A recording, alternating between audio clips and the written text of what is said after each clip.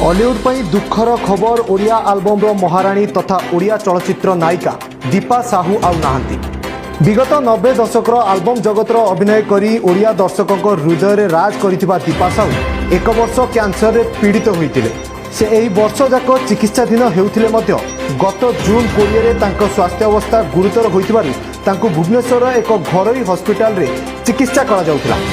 तोर कृष्णचूड़ा रंगर नाली ओढ़णी हाय हाय तो मल्ली फुलर गजरा एकड़ा एकड़ा राहादी सुपरहिट गीतर अभिनय करिथिबा एही आल्बम क्वीन नारी आखिरे निया चलचित्र जरिया रे ओडिया चलचित्र जगत रे पाद थापिथिले।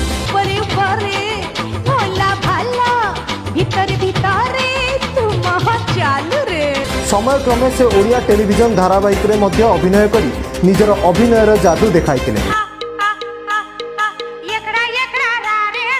आज अर्थात जुलाई 27 रे स्पर्श हॉस्पिटल रे चिकित्साधीन अवस्था रे मृत्युवरण करिसंती दीपा साहू।